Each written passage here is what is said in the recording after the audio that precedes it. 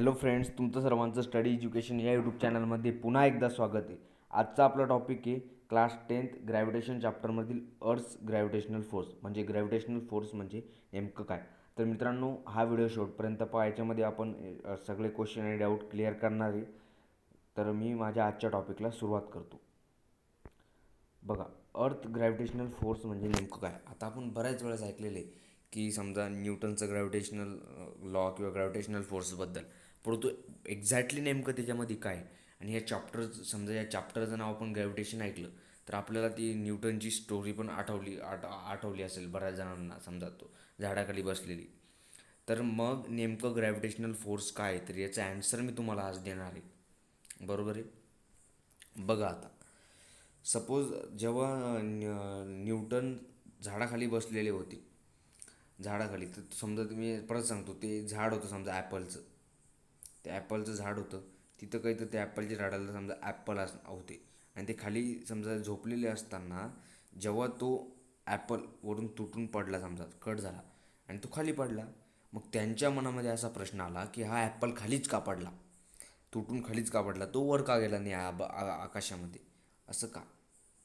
बरोबर. असे खूप सारे प्रश्न पडले. परत मून जो फिरतोय अर्थभोवती, बरोबर आहे, मून जो फिरतोय तो अर्थभोवती नेमकं का फिरतोय, तो अर्थभोवती नेमकं एका ऑर्बिटमध्ये नेमकं का फिरतोय. ते असे खूप सारे प्रश्न त्यांच्या मनामध्ये पडले होते. मग त्यांनी जेव्हा याच्यावर ॲनालिसिस केलं, याच्यावर स्टडी केली, तर त्यांना त्याच्यामागं एक रिझन भेटलं, ते म्हणजे ग्रॅव्हिटेशनल फोर्स. तर ग्रॅव्हिटेशनल फोर्स म्हणजे नेमकं काय ते सांगतो. बघा, जेव्हा ग्रॅव्हिटेशनल फोर्स म्हणजे जेव्हा हा ऑब्जेक्ट समजा ॲपल तुटून पडला, तर तो जमिनीवर का पडला, की त्यांच्या असं लक्षात आलं की एखादा त्याच्यावर फोर्स ॲक्ट झाला की त्या फोर्सनं त्याला जमिनीकडं, बरोबर, त्या जमिनीकडं त्याला अट्रॅक्ट केलेलं आहे, त्या जमिनीकडं त्याला अट्रॅक्ट केलेलं आहे, तो म्हणजे ग्रॅव्हिटेशनल फोर्स. परत आपण आणखीन समजा दुसरं एक्सपेरिमेंट असं सांगू शकतो. जेव्हा आपण एखादं समजा स्टोन आहे, ते स्टोनला समजा vertically upwards remain constant, it will change with time. जेव्हा आपण एखाद्या स्टोनला वरती फेकतो, बरोबर, खालून वरती फेकतो, तर त्याची व्हेलॉसिटी सेम राहील का चेंज होईल, बरोबर, त्याची व्हेलॉसिटी सेम राहील का चेंज होईल, आणि how will it change. So याची व्हेलॉसिटी वर फेकल्यावर ती कॉन्स्टंट नाही राहणार आहे, ती चेंज होणार आहे. जेव्हा आपण खालून वरती फेकू, बरोबर, त्याची व्हेलॉसिटी काहीतरी अलग असणार आहे, बरोबर आहे. आणि त्याच्यानंतर त्याला जेव्हा तो खाली येणार आहे परत अर्थकडे, त्याची व्हेलॉसिटी अलग राहणार आहे.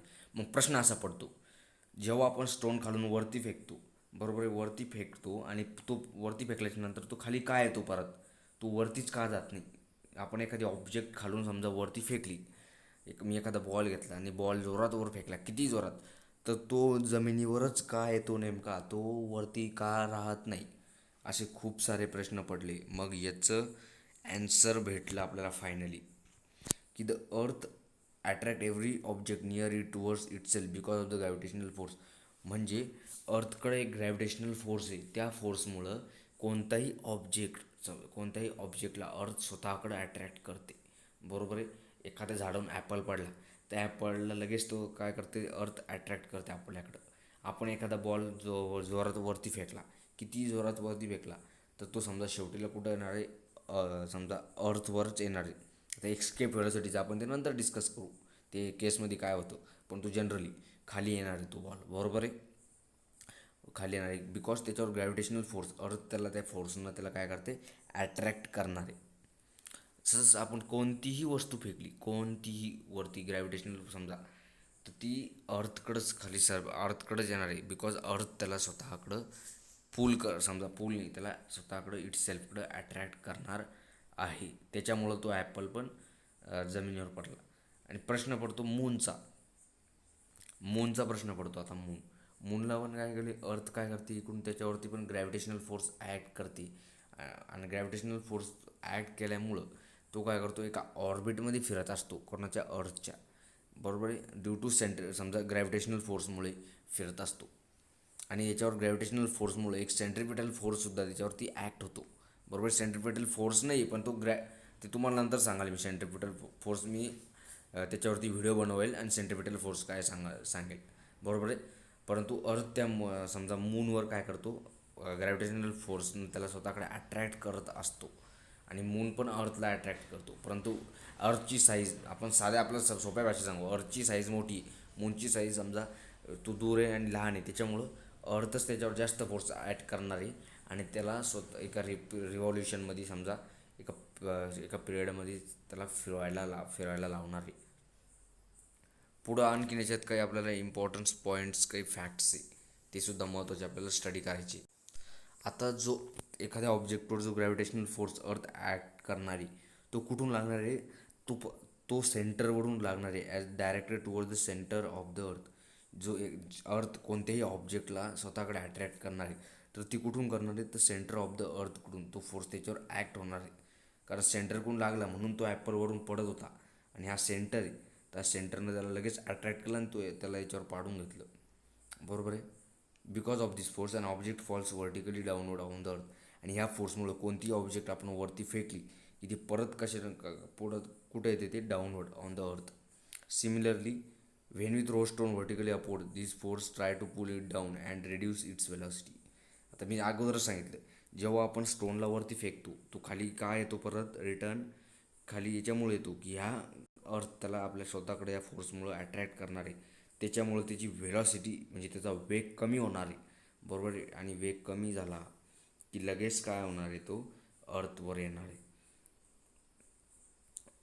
पुढं सांगितलेलं आहे सगळं. Due to this constant downward pull the velocity become zero after a while and the pull continues to exerted on the stone start moving vertically downward toward the centre of the earth under its influences.